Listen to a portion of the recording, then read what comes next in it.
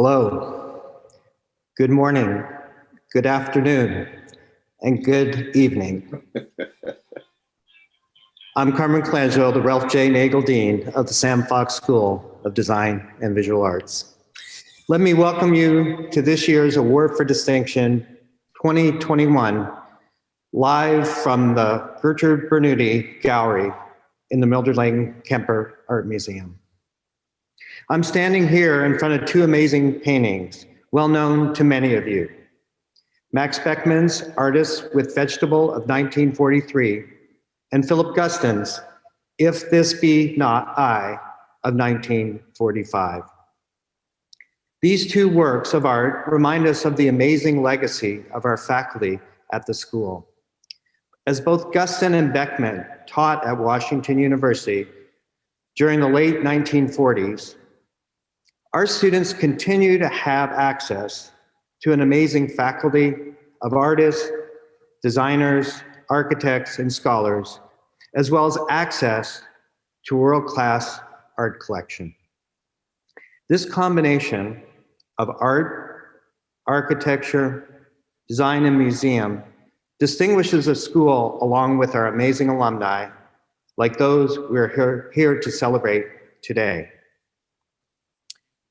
While it has been a strange year for remoteness, I wanted to welcome you from inside the Kemper to give you a sense of the physical world here that our students have been fortunate enough to be able to continue to enjoy, and to share glimpses of the current installation of the collection that I know holds a special place in your heart, along with your memories of your time at Washington University. The human tendency, and maybe most especially of that of an artist, designer, or historian, is to try to make meaning out of the moment. And this setting seems especially apt right now, in an attempt to use the medium of Zoom to full advantage. Will I miss the warmth and energy of gathering in person with you? It's great to be able to include many of you from around the globe, including our Dean's Medalist, Bijoy Jain from Mumbai, India. And also many of our outstanding past alumni award winners from over the years that are joining us here today, and you'll be able to see their names in the chat right now. Let's take a moment to recognize and salute them as well. They represent the extraordinary legacy of our school, and it's great to be all together, even if it is in this form. It's a great honor for me to gather us.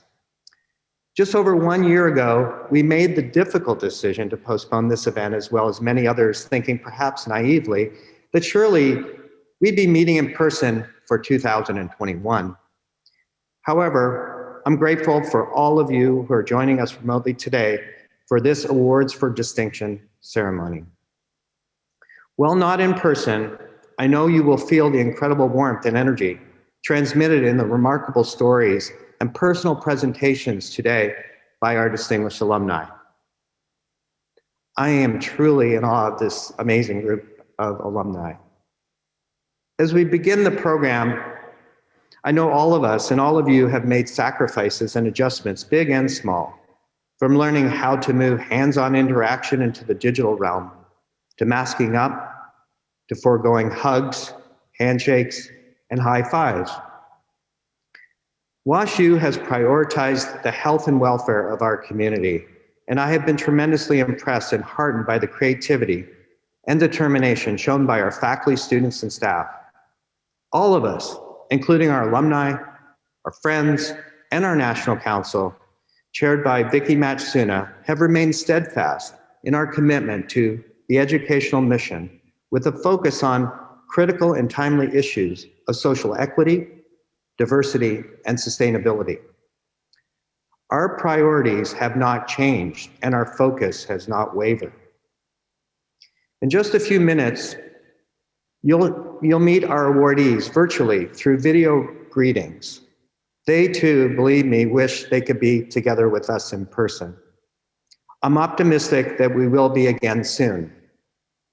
But first, let's hear from our Chancellor, Andrew Martin, the 15th Chancellor of Washington University.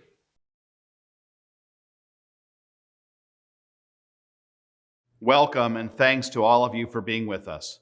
It is an honor to celebrate the Sam Fox School's annual Alumni Awards. Some say that the Sam Fox School is the creative soul of Washington University, and to that end, I am thrilled to be part of honoring 7 extraordinary individuals who represent the school's ethos, have exemplified high levels of leadership and success, and are making worldwide impact from Mumbai to the Midwest and the East Coast. As you know, the Sam Fox School has long been known as a world-renowned leader in architecture, art, and design. This is because of the outstanding work of our faculty, the bold and principled leadership of Dean Colangelo, and the visionary support of friends like you, friends who see the work of the Sam Fox School as an essential part of the solution to some of the world's most complex and pressing challenges. Those being honored emulate these qualities, not only of leadership, but of progressive thinking, high standards, uncompromising integrity, commitment, courage, and confidence. This year's honorees have achieved great success, and their lives and careers serve as models for all Washington University students and alumni. That is why celebrating our annual award winners is a true highlight of the year. Like all of you, I very much look forward to learning more about their accomplishments during this program. I want to thank our recipients for your service, and I want to thank all of you for joining us who continue to support the Sam Fox School through your leadership and generosity.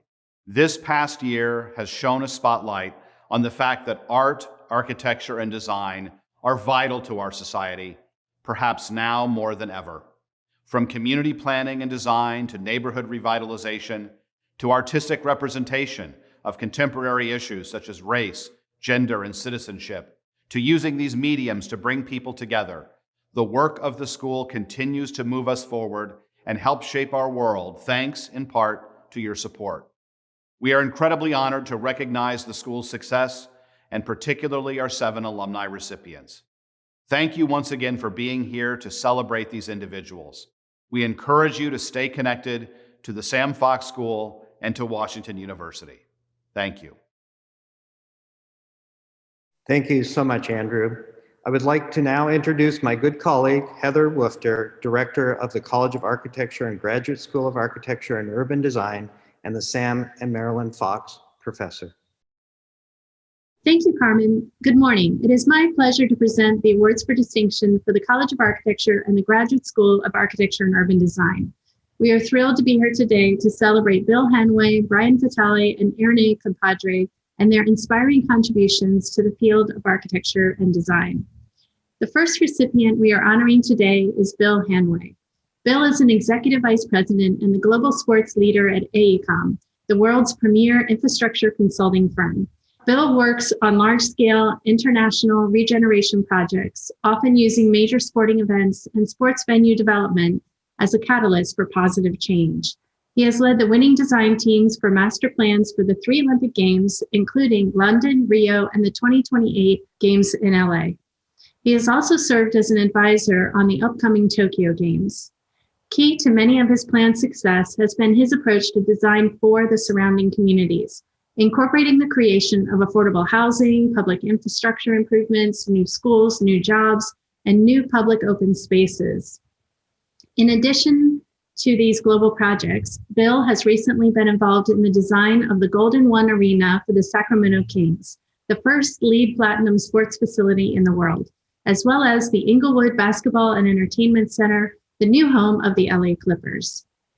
Our second award recipient is Brian Vitale, who was recently named one of the 50 people shaping Chicago's design culture. Brian is the co-managing director and design principal at the global design firm Gensler, and his award-winning work elevates everyday materials to the poetic.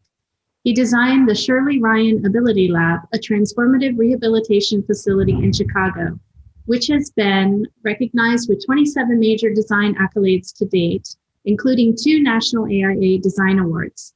Brian has also taught at several universities, including the University of Illinois at Chicago, the School of the Art Institute of Chicago, and the University of Illinois at Urbana-Champaign. An alum of these awards ceremonies, Brian was the recipient of the School of Architecture's Distinguished Young Alum Award in 2006. Finally, it is my honor to present the Sam Fox School Recent Alumni Award to Irene Compadre. Irene is a vital member of the Sam Fox School faculty and also the founding principal and design director of Arbelope Studio. Based in St. Louis, the award-winning landscape architecture, urban design, and public art practice has already left its mark far beyond St. Louis. With projects ranging in scale from intimate parks to large-scale campus and urban plans, Arbelope strives to create innovative and impactful landscapes with the goal of contributing to a happier, healthier, and more inspired world. Arbelope's projects include the Jefferson City Botanical Garden Master Plan, the 100 above the Park Tower in the Central West End, and the Strauss Park, heart of the community landscape in the Grand Center Arts District. Her studio has also completed a number of projects on Washington University campus, including the East End Transformation Project Landscape and Tisch Park with Michael Ferguson Landscape Architects and Karen Timberlake. Please join me in congratulating all three recipients from the College of Architecture and Graduate School of Architecture and Urban Design, whom we'll hear from now. What really helped me pursue and commit to architecture were two professors that I had at WashU. One was Leslie Lasky and the other one was Jim Harris. And to this day, every time I open a box, I always look to see whether it can be folded more efficiently or more attractively. And if I look at a light fixture, I always wonder whether the quality of the light could be improved. It's things that Jim and Leslie have deeply embedded in the way that I look at things. Often in my architecture career, it might have slowed me down to repartee and rethink what the proper answer is. But the sort of rigor of the learning and the thought process established while I was at WashU really helped me drive my career from that point on.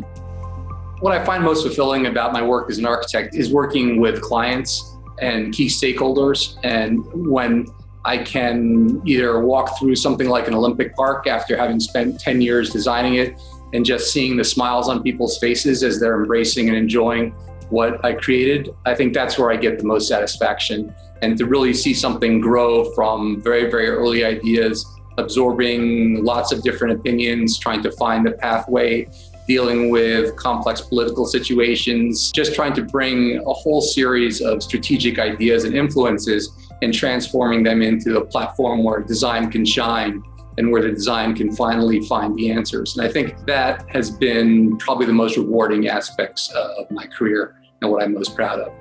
The other, I think, interesting part of my career is having had the luxury of being able to travel to different cities around the world and take the time to understand the cultural differences before creating any piece of work. And so I would suggest that any student at Washington University or at any design school embrace opportunities to look and travel the world and do projects in different parts. And I think that's really a great part of the education system, with Washington University giving students the idea that exploration and innovation is a driver to great design, but to actually take that to the geography and physical locations and actually test it out. And I think if I were to say anything to a young architect is absolutely embrace the opportunities to travel and work in other parts of the world.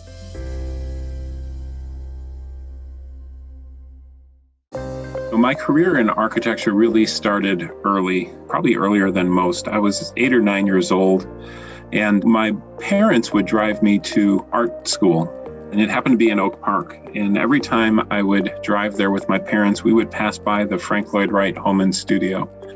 And I knew something was different about that building. WashU really inspired me to be more curious. And I think that's what has really made my career, is the fact that, starting from that young age, and then moving on and getting to WashU and have them really instill in me this idea that you have to be curious. You can't know everything. It's better to not know things. And so that notion of curiosity has really paved my career. What I find fulfilling about being an architect is really being able to work with clients or communities and to be able to solve problems for them. My goal is to bring the unexpected to our clients and solve these problems in ways that they couldn't imagine. I love getting that call after they've moved in. I love getting that call after a building has opened and have them say that it's gone beyond what they imagined. And that's what brings me joy and really fulfills my purpose, I think, as an architect. I often get asked about my background here, and some people believe that it's just a Zoom background, that like you can trust the architect setting. But yeah, this is still the way we work. We draw quite a bit. My most important project this past year has really been to make sure that the office emerges from this pandemic and has made me really think about the way that we will work in the future differently. I spent many years teaching in addition to practicing. And I still have students who will come to me and let me know that something that I mentioned to them really changed the way that they thought about architecture or really affected their careers. I think those are the moments that I'm most proud of. There are certainly buildings, but that is for me the most gratifying and rewarding thing in my career. Receiving this award means that maybe in the eyes of WashU, I actually did live up and did not let anybody down. So I'm very proud of that and in many ways relieved, because I think there is a lot of pressure that comes with that. And so this was a great way to be sort of full circle with WashU, an amazing place and so important to me. I started off by studying architecture at WashU when I was an undergrad. And partially, my father said, you love art, you love math. There's a thing called architecture, which might inspire you, but I think it came a little before that with some experiences I had in Spain and in Mexico. And those are really formative experiences because I just remember this transcendent feeling of being in these sublime and powerful places. And it showed me the power of design to inspire and to transform experiences. And so I looked around me and I felt that that's what I wanted to be a part of. And slowly over time, I started to realize that my interest in public housing was actually an interest in public space and community spaces. And so I became a landscape architect. Some of the most important things that I learned when I was at WashU were really the design process. I think there's a capriciousness when you believe that you're going to go into a design profession and you believe all of your ideas are immediately correct. I think there's a process that you learn and a dedication to the iterative process. And I credit all of my professors for being very encouraging and empathetic in that process. One of those people that I would love to acknowledge is Jim Betterman, who passed away in 2019. So he was a founding faculty member of the MLA program. He became one of the best allies, mentors, and friends I could ever hope for. Some of the things that bring me the most joy in practicing landscape architecture and practicing design in the public realm are the ability to bring joy to unexpected people. I'm incredibly proud of the work that I have done on the East End Central Transformation. This is the campus that I've spent almost the majority of my adult life studying in or working in. And so having classroom lessons outside the spaces that I helped shape and now I'm enjoying with my students is incredibly powerful. I take a lot of pleasure in knowing that I helped create those spaces. I wanted to be a fine artist. I wanted to be an architect. I wanted to be a landscape architect. I wanted to be a champion for social justice. And there were people throughout my life that practiced very effectively in all of those formats. And I wanted to do it all. And the experiment of Arbor was trying to do that all in one place. Really, the relationships that I formed with a lot of my fellow students that I continue to work with to this day from undergraduate and graduate school. I think there's incredible people that I learned from almost as much as I learned from my instructors. I hope you enjoyed hearing from our distinguished alumni in architecture. I would now like to introduce my colleague, Amy Hoft, the director of the College of Art and Graduate School of Art, and the Jain Reuter Heitzman and Herbert F. Heitzman Jr. Professor of Art, who will introduce you to our 2021 Awards for Distinction recipients in art. Thank you. Thank you, Heather, and good morning, everyone. It's my honor to introduce the 2021 Awards for Distinction recipients for the College of Art and Graduate School of Art.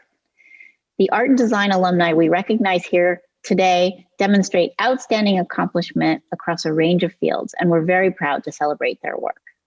This year's recipients are Michael Jew, Adam Rubin, and Cayce Zavalia. In just a moment, you'll have the opportunity to hear directly from these talented alumni. Our first recipient is Michael Jew. Michael's extraordinary work is a meditation on the meaning of materials, natural and manufactured. He holds these materials out, allowing us to ask fundamental questions about identity and the human condition. Last spring, just before everything shut down, we had the pleasure of hosting Michael as the Arthur and Sheila Prensky Island Press visiting artist. During his residency, Michael worked with WashU's Department of Earth and Planetary Sciences to create unique pigments from crushed fossils to be used in a series of prints he's producing with the press. Michael's the recipient of numerous prestigious awards, including a Guggenheim Fellowship and a United States Artist Fellowship. He represented Korea at the 2001 Venice Biennale and was co-recipient of the grand prize at the 2006 Gwangju Biennial. His works are held in museum collections around the world and have been shown at MIT's List Visual Arts Center, the Smithsonian, and the Whitney, among others. Michael currently teaches at Columbia and at the Yale School of Art. Our second recipient is Adam Rubin. Adam's remarkable multifaceted career began in advertising, where he created award-winning campaigns for Google, Audible, American Express, and McDonald's. During this time, he was introduced by a fellow WashU alum to illustrator Daniel Salmieri, and their collaboration resulted in a string of award-winning children's books, including Dragons Love Tacos, Those Darn Squirrels, and Secret Pizza Party. Adam is now a #1 New York Times bestselling author, and his books have sold over 1 million copies. On top of all this, Adam is also a world-renowned designer of optical illusions and impossible objects. He's even consulted for David Copperfield. He currently serves as the director of puzzles and games for the retail wonder emporium Art of Play, where he is also a partner. Our final awards for distinction recipient in art is Cayce Zavalia. Cayce creates portraits with astonishing verisimilitude. Her portraits appear to be oil paintings, but are in fact meticulous hand embroideries. Her signature Verso series challenges both traditional portraiture and craft by displaying the reverse side, allowing the viewer to see the loose ends, knots, and evidence of the maker's movements, all of which allude to ideas about the subject's public and private lives. Some of you may have seen examples of these beautiful works in her solo show at the Contemporary Art Museum St. Louis and as part of the 2014 Great Rivers Biennial.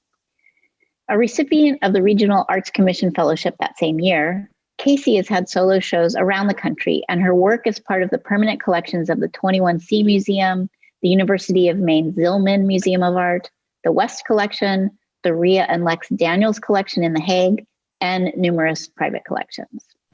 I'd like to congratulate all 3 of our recipients in art and look forward to your getting to know these distinguished alumni a bit more through their remarks. Thank you. Some of my favorite and fondest memories as an artist really come from WashU. It was the first time, perhaps, that I felt actually that I might have even had a sense of the idea of what a generation was.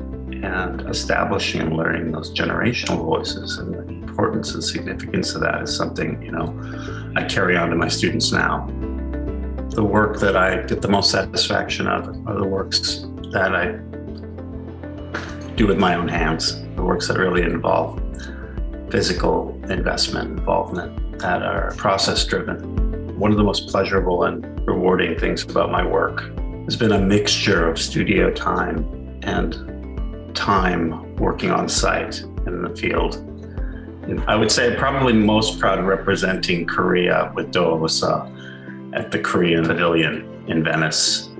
The artwork I did for Venice was quite an experience. Not only did we occupy and live in the Korean Pavilion and the Giardini for 4 months in preparation for the show, but managed to transport an 80-foot long oak tree from the northern region of Veneto through all of the canals in segments, 300 segments that is, into the pavilion, chunk by chunk, and then proceed to drill probably 900 holes to reassemble this tall tree within the pavilion in the space of 3 months.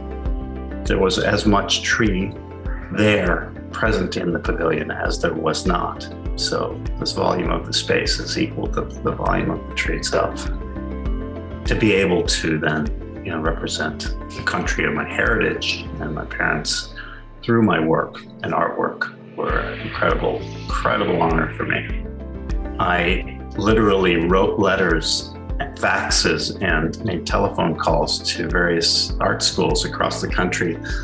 And the only school that would give me a second look and allow me to take transfer credits was WashU. And so from Europe, I went directly, practically to St. Louis, Missouri. And WashU and the art school represented not only a new beginning, but really limitless possibilities and an acceptance of what I wanted to do. One of the first big decisions I had made in my life as a young person. I feel really lucky that I got to go to art school.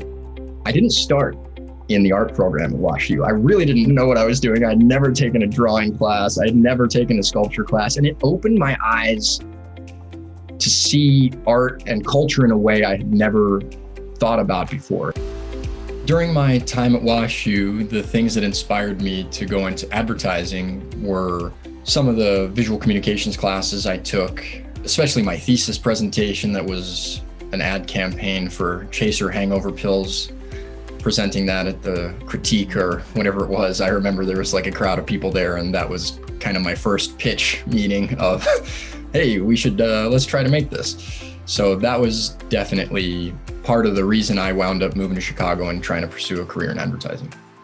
The thing I try to put out into the world is wonder, is to try to inspire people to see the world as a magical place. And there's lots of astonishing things to be found if we go looking for them.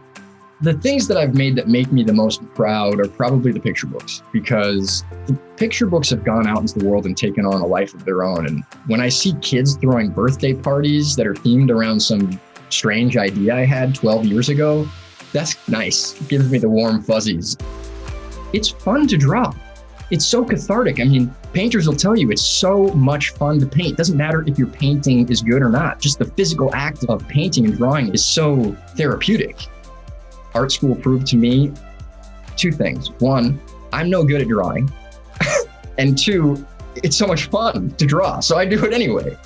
The professors impressed upon us the importance of research, and that stuck with me. That's something that I've tried to keep in mind in all the different creative pursuits I've enjoyed.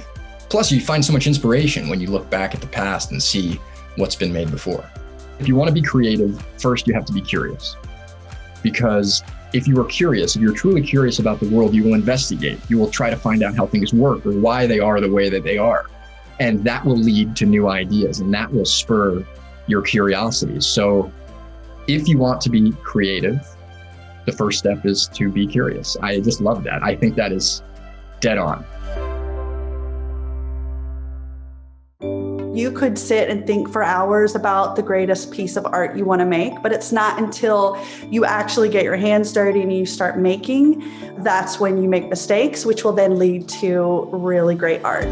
I remember one of my professors was Sabina Ott, and I was already there in the midst of the program, and she told me, yeah, when you applied to WashU, your stuff was really 80s. And part of my soul like cringed a little bit, but at the same time, I knew she was absolutely right.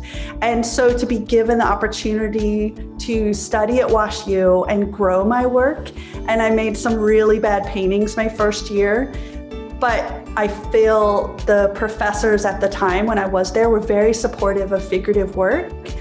And by the end of the painting program, there were some painters who were using no paint. And for me, that was like a real education. Like, you can be a painter and not use paint. And that's exactly what I'm doing today. I still feel like I'm 100% influenced by painters. I look at mainly painters for inspiration, and I'm using wool instead of paint. I was strictly a painter when I was at WashU, but the work that I'm making today is a direct result of, it's informed by being a mother. So I had to create a non-toxic studio when I was pregnant.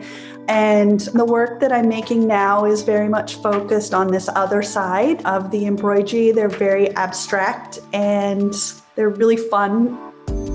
My solo show at the Contemporary Art Museum here in St. Louis was my first time to kind of introduce my work to St. Louis and show the progression of my embroideries all the way to large-scale paintings and kind of back to embroidery.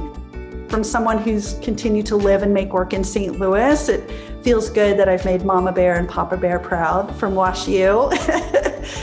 So I'm very grateful to receive this. It's a real honor to be seen by the school, for sure. Really, I feel a calling of being an artist today to speak to these greater things that we can't describe with words. And I feel like art is a chance to, speak to that part of humanity that goes beyond words.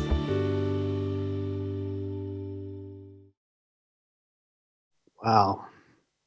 Thank you. I'm now in the James M. Kemper Gallery, and as I reflect on all the things that were just said like you. I'm just overwhelmed again by so much feels right about the world, knowing that we have such great alumni out there, and I'm so proud to be the dean. And so thank you for those incredible presentations, and your work's just fantastic. Many of you know I like to start the day by going out in the morning and taking pictures and posting them on Facebook, often of their school. And this morning I did that the same way as I normally do that, and I texted my daughters the program for today. They don't usually pay too much attention, but they go, "What? Adam Rubin? Adam Rubin, Maya's book, my granddaughter's favorite book is Dragon Loves Tacos." And my other daughter and my granddaughter, Remy, says, "And those darn squirrels." So Adam, thank you for making my grandchildren and my daughter's happy parents. It just shows, again, the incredible breadth and talent of our alumni. And I could be not happier to honor all of you today. Now it is my personal honor to present the Dean's Medal. Each year at the Awards for Distinction event, the Sam Fox School bestows its most prestigious honor, the Dean's Medal, on an individual whose accomplishments have been exceptional and who have advanced the fields of architecture, art, and design, and whose efforts have significantly enriched the life of their community and our school. The national and international roster of past awardees is a testament to the impact these recipients have had on their fields and their contributions, which have resonated across the world. This year, it is my distinct pleasure to present the Dean's Medal. Bijoy has developed distinctive and sustainable architecture practice that emphasizes both the use of natural materials and traditional skills and craftsmanship of local artisans. Rather than an exercise in nostalgia or romantic affection, his devotion to traditional materials is instead pragmatic. He prioritizes them because he finds them to be the most effective and efficient way to create beautiful and functional spaces for humans to inhabit. He seeks anonymity in his work for the designs to surpass the imprint of their designer and to instead serve their own place and purpose. The work of his firm, Studio Mumbai, is a testament to the humble elegance of this mindful simplicity. The studio and its network of artisans create buildings that integrate into spaces and cultures they inhabit. Bijoy says his role isn't so much to give instructions as it is to provide a framework and a story. He works, he says, outside of dogma. The material that Bijoy finds communicate the way they want to be handled, and in his hands, transform. His studio, a former tobacco warehouse that also serves as his home, is a living sketchbook. He is surrounded by elements of past designs and ongoing experiments on how materials survive the relentless crush of time and the elements and ideas whose time may be yet to come. It's a glimpse into his mental taxonomy, a peek at how he organizes his thinking and his work.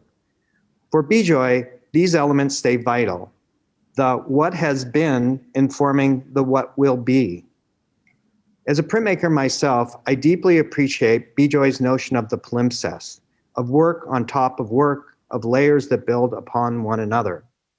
The past is always shaping the future. The future is always reflecting history. The ethos of Bijoy and of Mumbai, Studio Mumbai, is on display in a variety of remarkable works around the world. The Ganga Maki textile studio in the Himalayan foothills was designed and constructed to mirror the traditional indigo dyeing process and hand loom weaving that artisan Kiyaki Maki and his team used there. Private residencies in India look like they've sprung from the earth, with sunshine, water, and courtyards serving as focal points in the Karmagia House, the Tara House, the Copper House, and the Palmieri House. The list of Studio Mumbai's international accolades is impressive by any standard. In 2009, they won the Global Award for Sustainable Architecture, while the installation of Workplay at the Venice Biennale in 2010 gained worldwide attention. They were a finalist for the 11th cycle of the Agagan Award for Architecture in 2010 and won the 7th Spirit Nature Wood Architecture Award in Finland in 2012. Studio Mumbai presented work at the Venice Architectural Biennial in 2016 and the Chicago Biennial in 2017. Also in 2017, Bijoy was awarded the Royal Institute British Architecture International Fellowship. The University of Hasselt, Belgium bestowed an honorary doctorate on him in 2014. I'm pleased to add one more special honor to the list, the Sam Fox School Dean's Medal. It's now my pleasure that I share with you these video remarks from Bijoy captured during his special conversation conducted remotely with our own Adrian Lucchini, one of Bijoy's former professors and mentors, and now close friend. We hope you'll enjoy these reflections on his process and his aesthetic, as well as how the idea of studio practice he learned here at Washington University continues to shape his approach.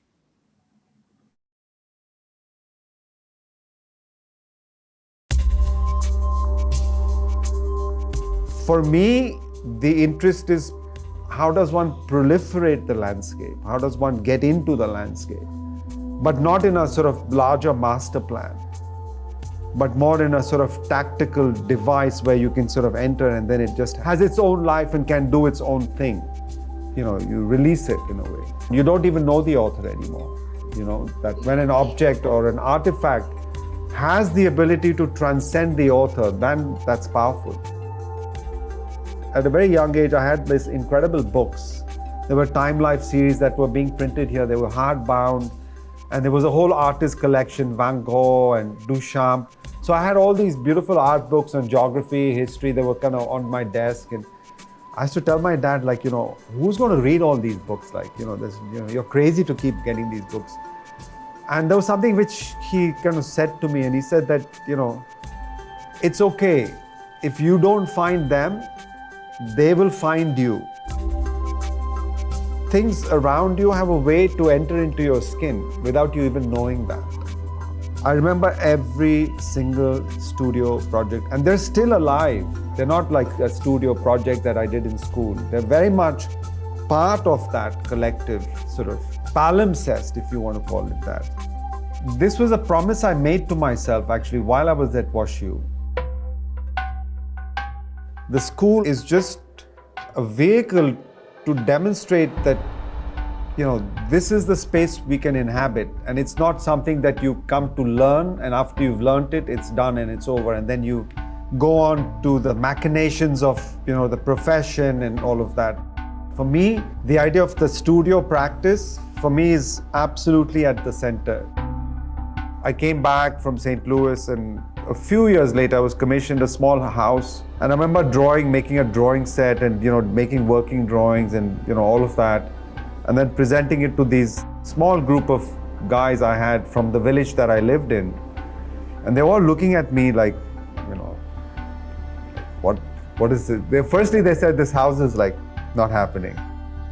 We all agreed that the first mark was universal, that it was a line drawn in that land. And we said this will remain, you know, that's the basis of how we'll measure everything around. And that sort of set the benchmark, if you want to call it, or the datum. And the whole house was then built without a set of drawings, just in exactly the way they knew how to build it, you know, which was very traditional. And I don't want to say traditional, you know, it was how they built the homes and how they built the architecture from, you know, where they lived, and that's how it was. You know, that sort of grew from there. And I think, how can one take credit for that? You know, you have to kind of work in humility with that. What I seek for in the work is anonymity. Because when you think about, let's say, a Borromini or a Piero della Francesca, or any of the people that, you know, that at least I'm inspired by, you don't know them anymore. They don't exist in terms of a physicality. So for me, I'm extremely aware of this idea of, you know, how does one recede or not, I don't want to say disappear, but remain discreet in the work. You know, because at the end, the work is the work itself and it has a life of its own. Like for me to define what this is, I used to get very anxious about it. And the moment I let it be, saying like, why even bother to define it anymore? Why are you defining it? Why should it even be defined? For myself. And the moment I was able to do that, I've become more free. My time at WashU is indelible. What I learned, what I gained, I think, and more importantly, the friendships I've made. I've actually gained my hair stands when I'm saying this, that I have a bigger family. And for me, that's special. There's a connection to the heart. Is the best way I can communicate that. And for me, I'm thankful for that. I'm very thankful for that.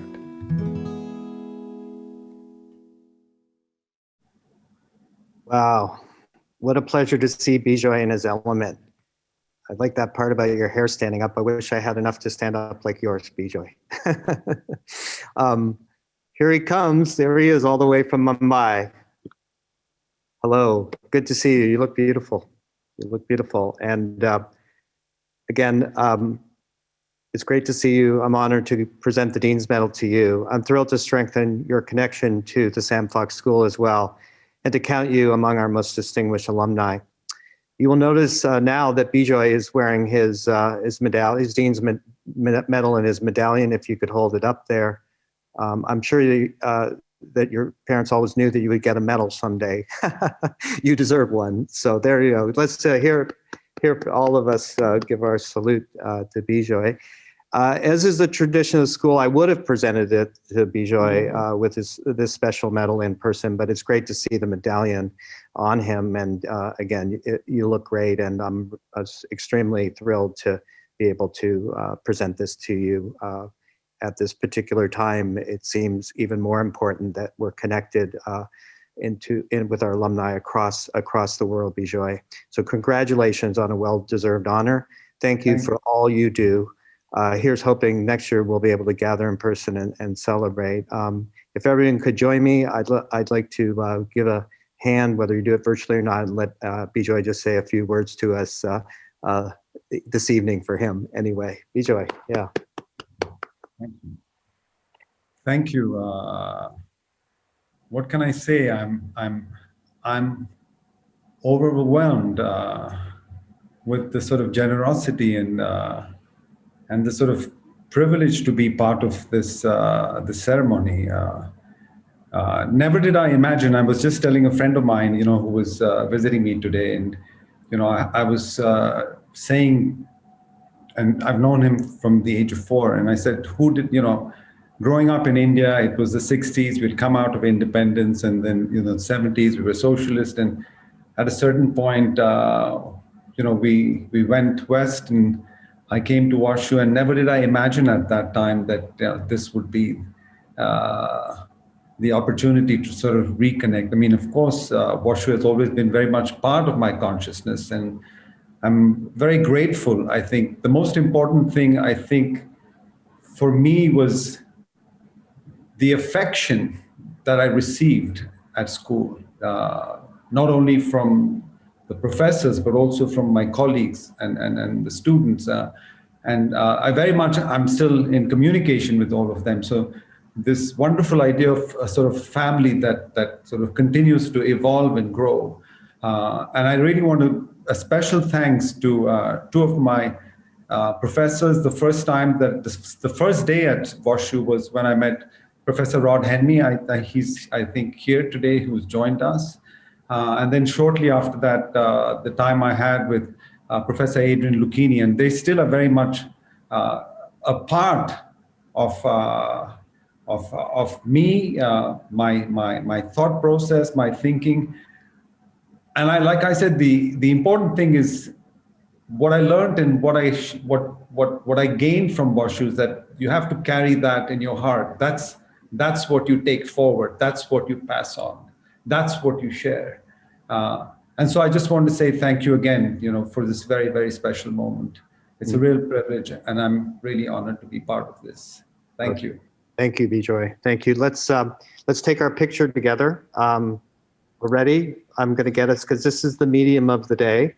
I've got a great painting behind you. We'll send this, and I'll get everyone else in a bit. But Okay, Bijoy, here we are. Thank you for being in person and for that lovely smile as well. Congratulations to you. Thanks for those wonderful words. In a time when it's hard to be present, and we've put all of this together to communicate the work and all of the incredible things that our award winners have accomplished. It's also to try to give this moment some in-person feeling. So I want to tell you that as you depart on Zoom, and some of you want to feel like you want to stick around and hang out, I'm going to give a tour of museum and just share some of the things that are here and just have conversation as well. I don't know if we're going to be able to see everyone at some point. Maybe we could do that for a minute. I'm not sure that we can. And then I'll if we can take off. I'm not sure. Can we do that, Mikey, so we can see everyone? Maybe not. Okay, well, I think what I'll do is I'll give the tour and you'll have to scroll through. And again, I'm seeing if I can see all of you. Oh, there you are. Okay, now I can see all of you. It's a lot of scrolling I'll have to do to take pictures. You sure look like a good-looking group of folks. I'll start there. I'm gonna have 5 pictures to take. There's one, smile, 1. It's the medium is the message, or maybe not. I think it's actually the people that are the message. Marshall McLuhan wasn't exactly right, I don't think, even though he was Canadian. I'm on number 3 there. I'm on number 4. Oh, not a lot of pictures there. It's getting, that's the thing with Zoom. When you get to the back end, you know, a lot of people are not showing their pictures. Okay, so I'm going to do a bit of a tour, and I don't know if we can unmute folks so that they can also say anything they want to say as well as I do this. That would be fine with me. I think we can handle that. Okay, so I'm going to start to move around the museum. How's everyone doing? I see you, Stephen, out there. I see all of you. So this is, I said, the new James M. Kemper Gallery. For those of you who haven't been back, we expanded the Kemper Museum to the north. And you'll, as I've already sort of pointed out, some of the highlights of the museum, things that you'll see in the background that you recognize, John Baldessari there. And I'm going to take you through some of the new acquisitions as well. And you'll get a feel for the gallery space as we go through it.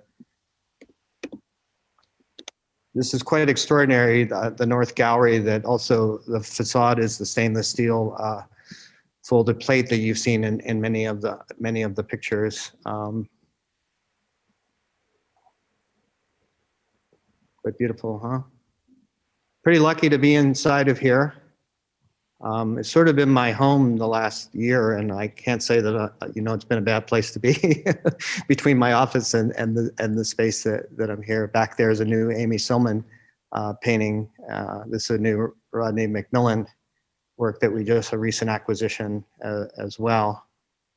Some of you probably know the Thomas Duman here. This piece is a photograph. That is made out of, actually, the photograph is actually made out of paper. This is an Andrea Gursky that is of the, really the bird's nest that was, it's really a digital compiled image, but it is, represents the bird's nest, which is interesting because we also had the Ai Weiwei show as well in the gallery. And this is the Rashid Johnson piece. We had an exhibition that first started the MCA in Chicago, and then later, you know, we hosted it here, beautifully done exhibition as well. And as I said, here's a new Amy Silman, which we're really delighted about because we also now are showing a video work in the lower level gallery, which I'm not going to get to today, but for those that you want to join the museum conversation, she'll be part of the conversation series this Saturday at 11 o'clock. This is a really wonderful work by Alfredo Yar that is a gift from Bunny and Charles Burson. Some of you know this I'm sorry, Alfredo Yar's work, know this work of art as well. And there's a Gary Simmons piece here that was a fairly new acquisition within the last 5 years. And, you know, as you're sort of seeing the collection, it's also been the great work of Sabina Ekman and the curators to think about, you know, growing the collection in ways that represent a more diverse voices from not only across the country in terms of race and ethnicity, but also across the world globally to expand beyond the Western canon, which we have such a strong, collection of in the works. Of course, this is one of my favorite works. Often, Yuro Yoshihara is a work that often we talk about because it plays on this sort of idea of the brushstroke, like the abstract expressionist. But when you look at it and examine it closely, the black is the actual paint and the white is the actual canvas. So it mimics a kind of a brushstroke, but it's a beautifully eloquent work of art. And you probably, some of you remember your years in here, the Tom Wesselman work, the Gene Davis. I was going to stand behind this, but too many vibes, too many. Oh, but look, it looks good though. I'm having too much fun, so just shut out if you want me to behave. I'm not. And this, this is a work, I hope we'll stay connected here. This is, of course, our William de Kooning. I often tell the story about, in our collecting strategy over time, which is still important today, is that, works of art that were collected that became part of the museum, which was then the Gallery of Art when this was collected in 1960, called Saturday Night. De Kooning painted this painting in 1960.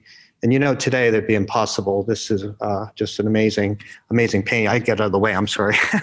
You don't need me in there, but you can see this beautiful William de Kooning and just the quality of the work is outstanding in the collection. And that was from the Bixby Fund. And this is a Jackson Pollock that was recently cleaned and really shows the kind of paint that he used, which is sometimes, house paint. So you can see a lot of times it has a kind of sheen and the viscosity of the inks are really kind of special, but it's a 1953 Jackson Pollock called Sleeping Effort.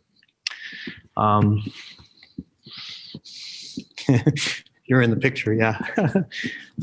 This is one of my favorite works, really, by Manolo Malares. And I was telling Sabina, just like it's interesting to see some of the connections between this and the Rodney McMillan in terms of not only the cutting and the cutting through of the work of art, but also the social political implications of each artist working at a very different time frame, but different issues related to the political environment. And again, something that we're trying to really cover is really trying to expand this Spanish and European works, and in this part of the collection have been here for some time. This is also probably, I don't know why, but Adrian, I know you're out there, Lakini. For some reason, whenever I see this painting, I think of Adrian because it's got a kind of lot of the kind of surface and mark and things that I often see in his drawing, and the way that he uses black and white as well. So it's kind of nice. And the San Francis is stunning.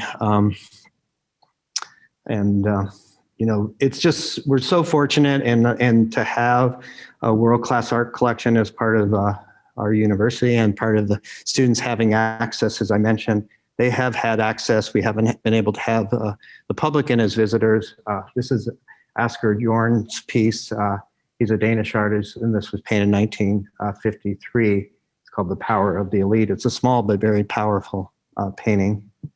And this is Loosbert's painting, also a Dutch painter, very much along the lines of the surface of many of the European artists that were working in abstract expressionist kind of marks, but super haptic qualities of the works themselves. And Eduardo Chalaita's sculpture here, which again, probably many of you remember from your time here. I'm gonna take you through the lobby, the new lobby, and you'll kind of be able to see out of the space here. This is one of the things that we really were able to do is again expand to the north and have a great, generous new entry from the north side that connects to the new Weil Hall building, which is our academic building as well. But above me, you'll see the Thomas Saraceno piece. Let me see if I can show it to you. This is also a beautiful installation that works, and the color actually works a lot like what you would see in bubbles. It's iridescent and it kind of changes in the light, and it's beautiful from inside and outside of the space. And it's, again, a nice, generous way to begin your tour of the campus. Really kind of, we're at the front door now, as I mentioned, and we have a whole new entry with the desks here. I'm going to go into the Seligman atrium, which is going to connect me back to the original Fumiko Maki building. I should say the north expansion was, and the design was by Karen Timberlake, the architect that also did Walhalla to Philadelphia. And it connects here to the Fumiko Maki building that was built in 2006. And of course, one of the features of this is seeing all the way through to his building in 1960 when Mr. Maki was just 30 years old, and designed that building with the support of Etta Steinberg. And so now I'm in the Seligman space with the sort of iconic work of Olafur Eliasson, and you're seeing a special edition it's up here as well. And so this also has the gallery. And I was upstairs earlier in the Bernoulli Gallery, and we have now since have a lower gallery as well that is featuring prints and drawings and also video works and photography. So now I'm entering the MFA show. This is the MFA 2020 show.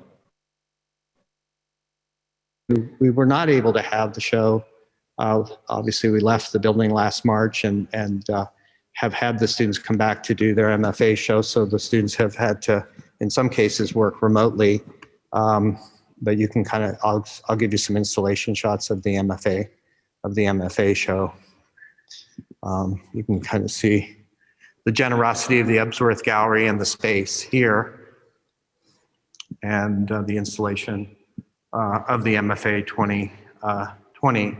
The MFA 2021 will be in May 7th. So it'll be in the Guerin Gallery, which is being prepared now for the work, to receive the work.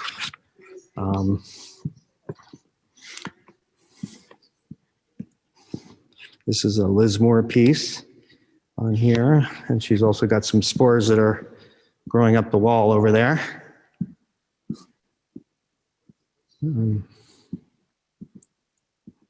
Susie Yang has got these scroll pieces, quite elegant, beautiful works here as well.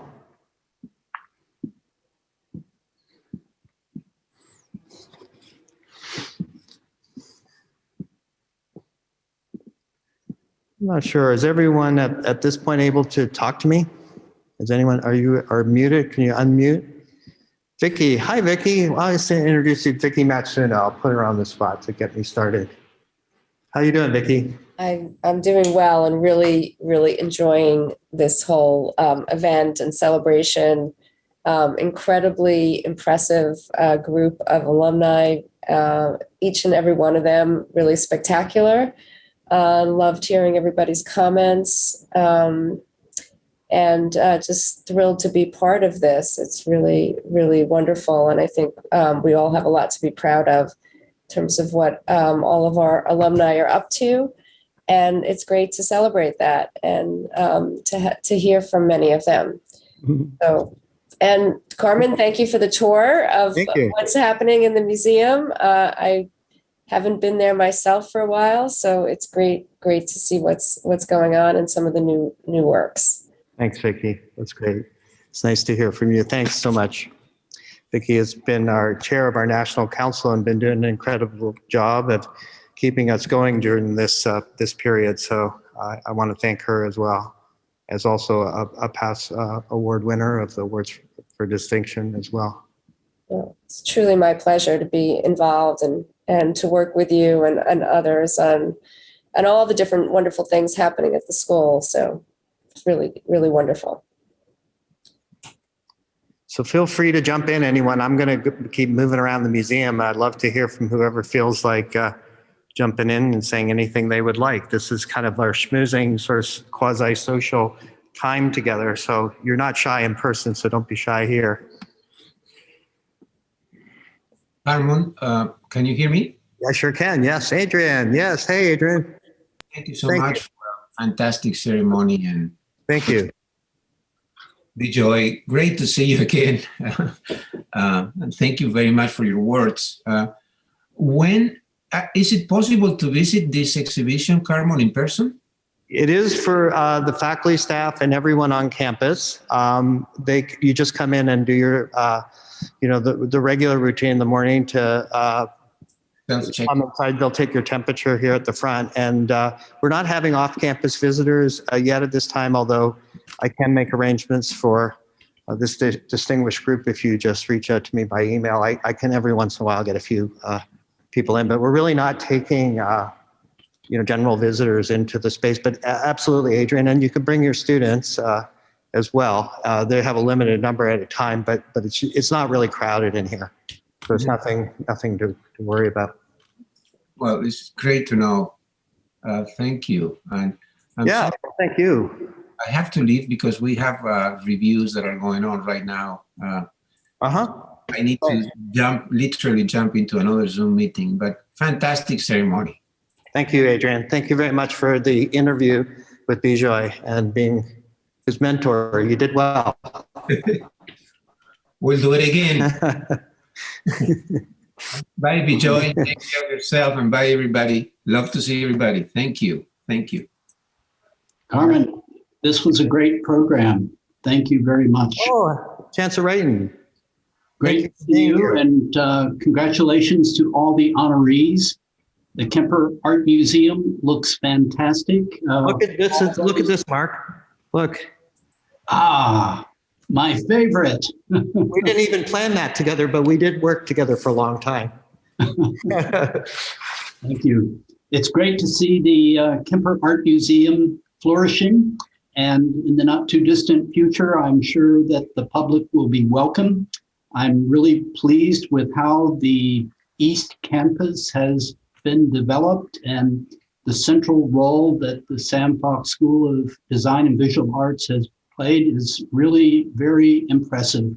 Thank you for your leadership, and thanks to these very distinguished contributors of creative work. Thank you so much, Mark. I really appreciate it. It's so great to have you here. As soon as I saw that your name was on there, I was like, so happy. So thank you for being here.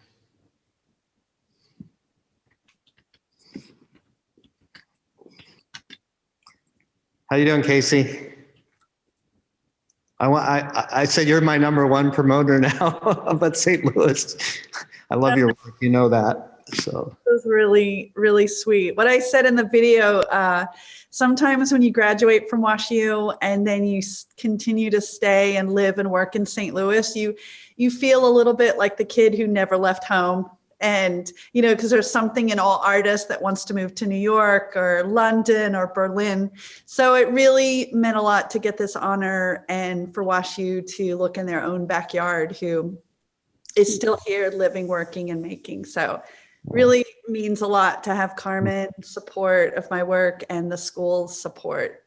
So thank you. Well, thanks, Cayce. I mean, the first time I came across your work, I was like, who is this? Who is this? This is incredible. It was that Cam, I was like, oh my God, this is incredible. And then the time I visited your studio that was to me just fabulous because I really love to see the process and the yarns and the color. And it was like, oh my God, it's so intense and beautiful. So this is a great honor for me too. So well said. Thank you, Cayce. Thanks.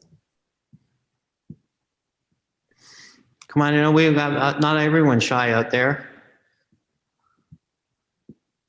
We're still holding a few people here, 60 some people. Even my wife, she never listens to me that long at home, but Susan's here too. So Carmen. Yeah. Hey, Marjorie, how you doing? I'm fine.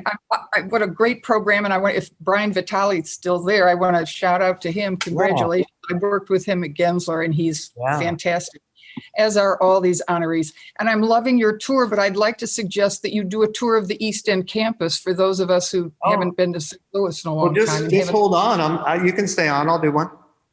I know how to go outside. It's all connected. Oh, I'll take you.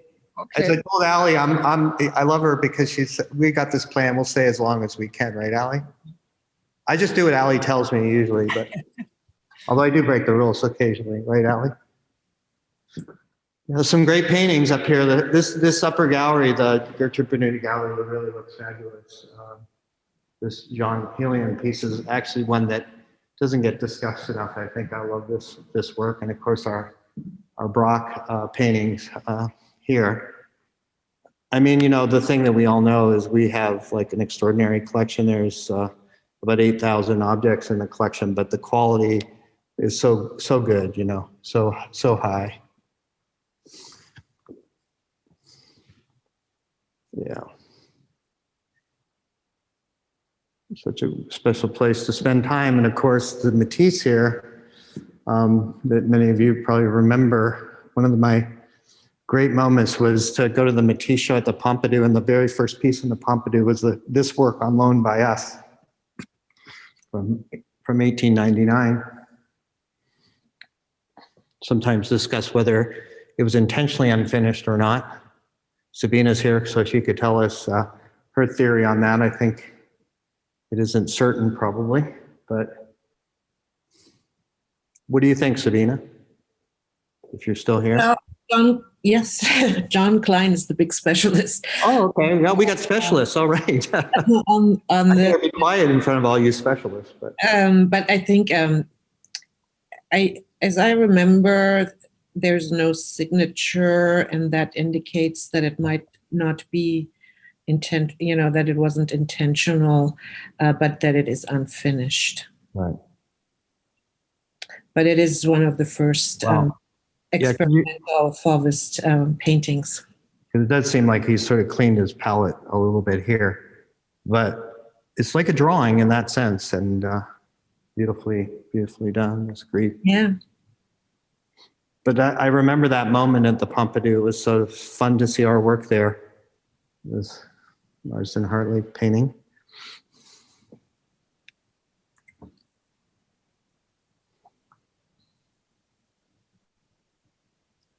I was thinking of all these things of being in the museum today because for a lot of studying here, these are like old friends, that you had a chance to be with while you were studying, probably some more than other, but they were in Steinberg Hall for many of you up until the Sam Fox School opened in the Kemper in 2006.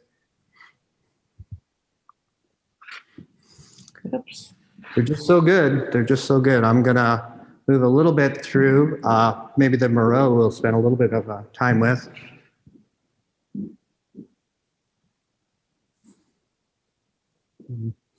Pretty classic here. And I'm going to sort of end where I started, and then I am going to go to the East Campus for those that want to hang out and see the campus. This is where I started this morning. But I also think that I could have turned the camera this way and gone right to the Max Ernst. One of my favorite paintings is The Silence of the Eye. One of the reasons is because the way it's made, it's a decalcomania process where Ernst had developed it, where he painted on glass and then pressed it onto canvas. And then because of the oil paint being able to be wet, he could move it and manipulate in different ways to do his chiaroscuro and create these kind of surrealist landscapes. And as a printmaker myself, it's interesting to see that kind of impression in a way to make a painting. And of course, we have Tanguay's work here. It's a pretty beautiful piece. And of course, I'll walk by. The red wall is pretty stunning, I have to say.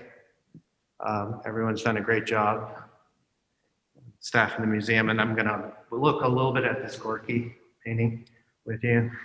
Whoops, sorry. It's a little bit, I'm carrying the computer around like a pizza.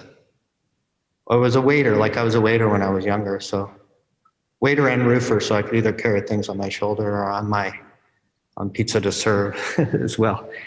But you can see just incredible collection. So yes, please come and visit. And if you are, I think we're going to be probably thinking in the fall that we'll have visitors. So, But for some special visitors, if you do have interest in coming, I certainly will try to do my best to accommodate.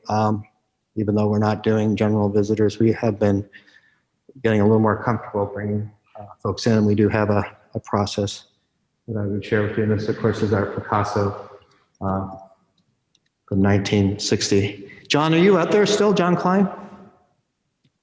No. No, okay.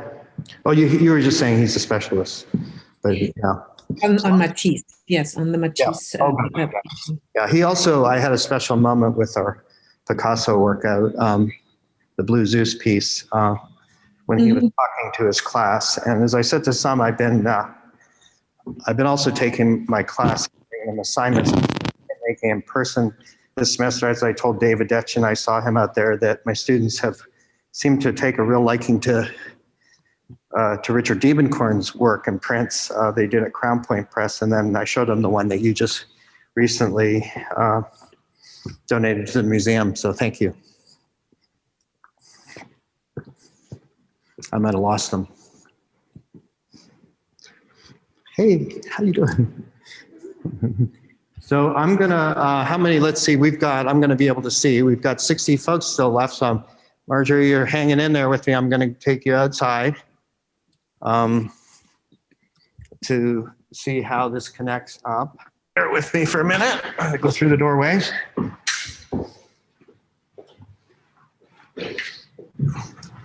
For some of our awardees out there,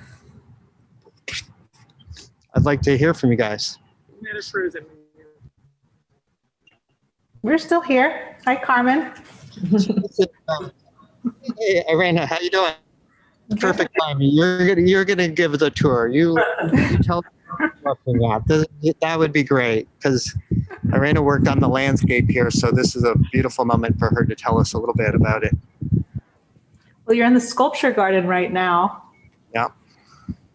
You want to point out a few of those, the art pieces? There's the Rubin, there's the Calder.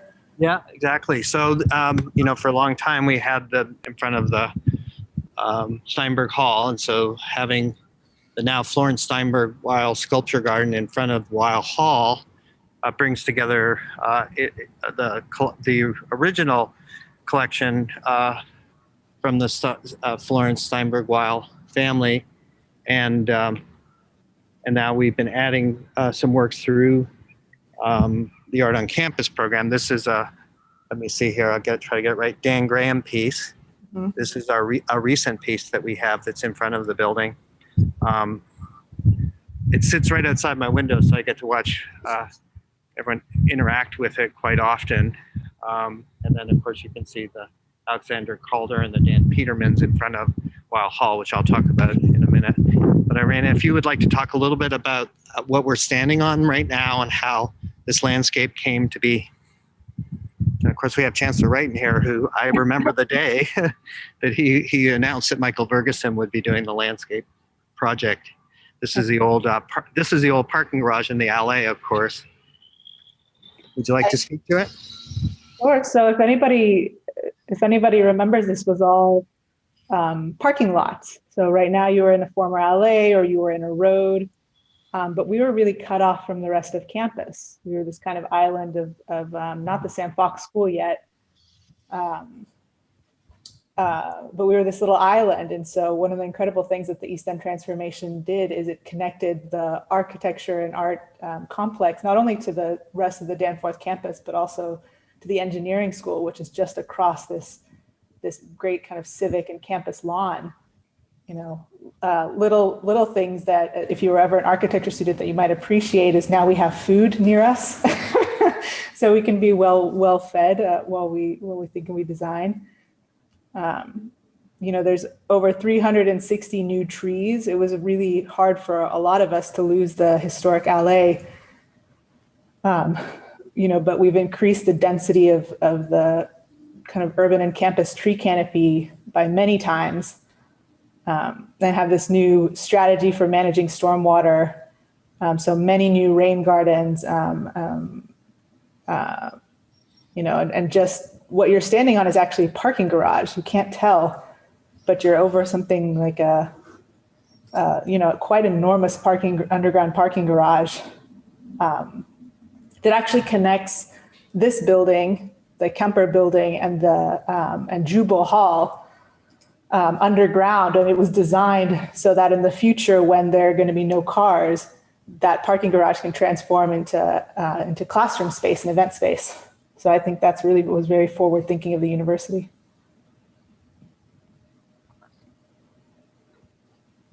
It's like we planned this. I don't know. I know. Perfect, though. I mean, I'm the biggest recipient of the beautiful landscape since I'm in it every day and evening, sitting out on the front lawn as well. Michael Vergeson was here for a while. I don't know if he's still here, but oh, really? he was attending for a little while. He sent me a text message, so we can see this is the beautiful ephemeral blooms.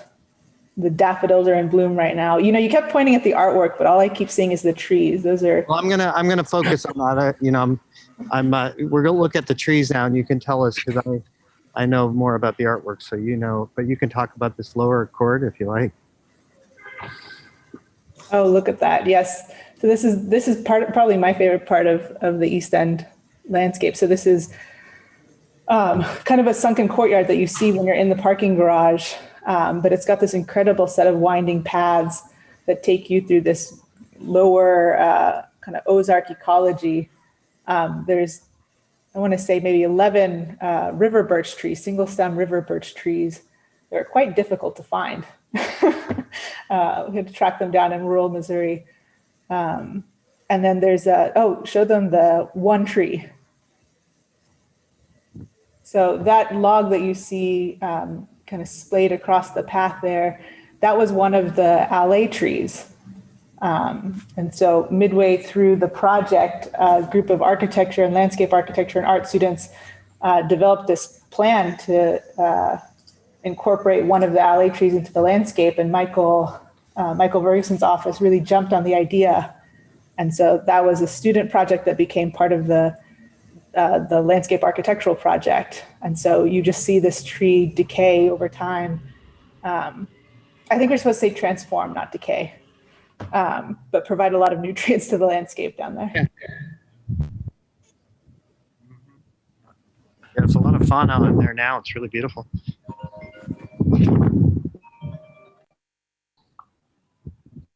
See up the hill of the Brown School and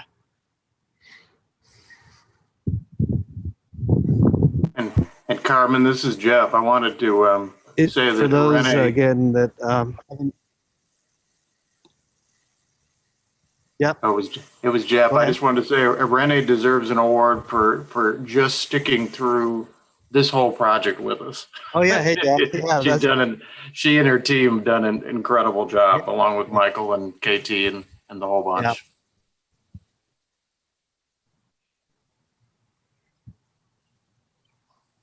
Would others like to weigh in on anything? Tell us how they're doing. In this setting, and you'll see the way the landscape is connected. One of the things that's interesting, I think, is that Mr. Maki used to talk about the connection between the space of Givens and Steinergen and Bixby, and then also the addition of Mildred Lane Kemper and Walker Hall. And now Walker Hall completes this idea of his art walk concept that he would talk about it too in terms of the proportions and the space being similar to the court outside of the Uffizi.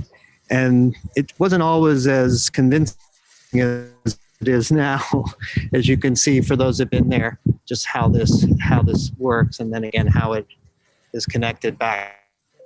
But there, I think my audio is cutting out. I'll get closer to the base. Hey, Carmen, this is Allie. Carmen? Hey, Allie. Hey, yeah.